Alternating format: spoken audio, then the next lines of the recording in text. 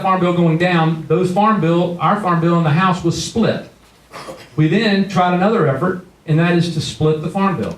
To say, you know what, the farm bill needs to be the farm bill, and the SNAP program needs to be the SNAP bill, or the food stamp bill, so that both can be debated, passed, defeated, based on their own merit. Okay? The reforms are instituted based on the validity of the program. So before we came home a few weeks ago, we passed the farm portion of the farm bill. And when we return back to D.C., we will address the nutrition portion of the bill. And so it will, I'm sure, be a spirited debate.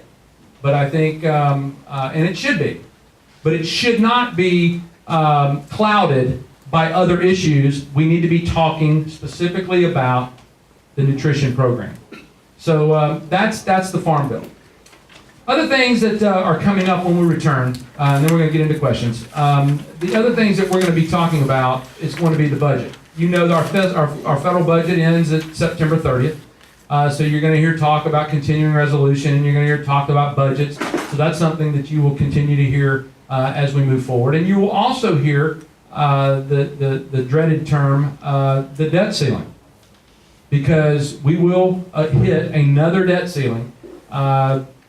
Some are saying in November of this year. So we will then go right back into debt ceiling debates. So there's a lot coming.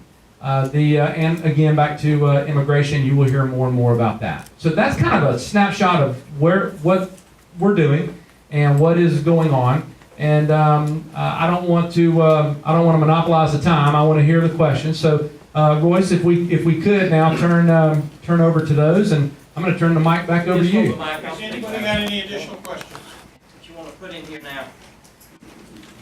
Steve, we got 35, so that means 1 minute answer, buddy. Any more? Robert Hargrove, I think. Now, if the question, here's the thing: the question can't be an answer, can't be 1 minute when the question is 5. All right, here we go. I go to the last sentence. Will the House version of the immigration reform bill have a provision for an increase in H-26 visas, whatever that is? H-2B. I knew that. I just wonder if you knew. H-2B. Anybody else? I don't know the answer to that question. I don't. You see, that is not my committee of oversight. I know that the Judicial Committee, of which I have several friends that serve on, they are addressing this issue. So my good friend Trey Gowdy from South Carolina and Chairman Goodlatte from Virginia, they are delving into this issue. I will say this to Robert, that when we know, we will communicate that with you. So we want you to know specifically to H-2B and any increases or decreases to that. I'm on, by the way, I didn't tell this to you earlier, I'm on the Transportation Committee, and so we're dealing with water issues flowing down the ACF. That's our area, and I'd love for somebody to ask me about that. Also, we're dealing with things like transportation, ports, airports, and I also serve on natural resources. I'm extremely involved in the fisheries, and I was just more than pleased when recently, just a few weeks ago, the latest survey on the red snapper population showed what we knew. No, more than plenty. Almost 100% more than they claimed. Okay, so anyway, those are my two committees. What about visa reform? Homer Hurt wants to know about visa reform. That's not a credit card, Roy. Do what? That's not a credit No. card. And I think, and let me say this, I think you've answered the question. well, and I think that's coming out of the same committee, you know, that we're, because here's what they're doing. The House budget will be very, very specific to their area. There will be the first thing we're doing. And our leadership has claimed this, and I want you to know I'm holding them accountable to this. The very first thing we're doing is we're addressing border security. You know, there's a 2006 Border Security Act that passed the Senate, passed the House, signed into law, that is being ignored. So here's the issue. My dad growing up, my dad said, you know what? Take care of the things that I've already given you.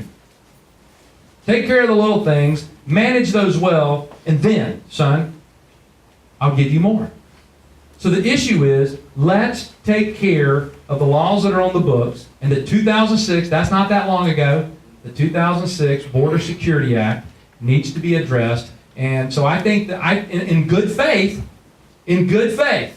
I think that the Department of Homeland Security has an opportunity to show America that they're serious about the constitutional responsibility of government. We don't have to debate it. No, we don't have to debate it. It's law. Get it done. How can the IRS be allowed to opt out of the Affordable Care Act when they're to implement this program? How can I opt out? This is not a regular act. Yeah, good question. Let me say this to you regarding the opt out. Look, the IRS obviously the IRS has created a lot of attention by both sides of the aisle.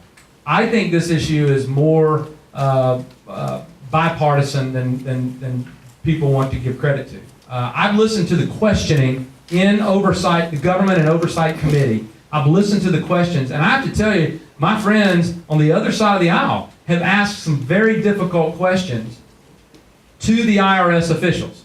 So it's not just the Republicans asking probing questions. The Democrats have asked very fair, very probing questions in order to get to the truth. What the IRS has done and executed out of the Cincinnati, Ohio field office is wrong. Is wrong. They've admitted as much. The investigation now is to find out who was responsible. 2 weeks ago, in committee, it was learned that Washington, D.C., office of the IRS, directed Cincinnati to fulfill their prerogatives. But let me say this, you can't just say that's what it was. You have to prove that's what it was. And many people I find operate off emotion, and that's not proper process. Okay? If we were being accused of wrongdoing, we were being accused. In this country, you must prove beyond a reasonable doubt and be judged by a group of your peers. We have to fulfill the responsibility of proper investigation. Unless you're Sheriff Rich. And so therefore, what we have done, you'll find in government oversight, you will find also in judiciary, you will also find in the Ways and Means Committee, you are finding these committees, Democrats and Republicans, asking the necessary questions to get to the truth. Slow, methodical, business-like, in a fair way, to protect everybody's integrity, those who are not guilty of anything, while at the same time finding who is responsible. So the IRS is look, when you talk about, how can the IRS be allowed to opt out of Affordable Care Act? Well, first of all, IRS is given the responsibility to enact it. And I think right now their trust, but the trust the American people have in the IRS, is shaken. And so to say that we are ready to give them this massive responsibility that is responsible for 1/5 of the American economy, fifth or sixth, well, okay. That's a lot. That's a lot to ask for. So, This one wasn't signed, but it's the same question. Wait a minute, can we go back to that one, because Steve, I don't think you really answered that, because I'm right here. The IRS union is saying that they do not want the employees who work at the IRS to fall under the health care bill that the rest of the Correct. Right. Well, let me say this.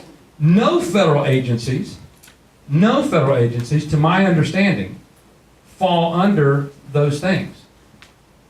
Except members of Congress and our staff.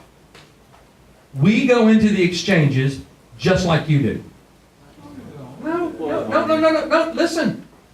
Obama just No. You guys don't have to. That's not what he said. All right. You get 75. That's not what he said. We go, Let him answer the question. they're two different things. There's two different things. As you know, I'm trying to, if you would give me an opportunity. I'm going to do this. So here's what I'm asking. Here's what I'm saying. We go into the exchanges. But going into the exchanges and getting the federal government to pay a portion of the premiums are two different things.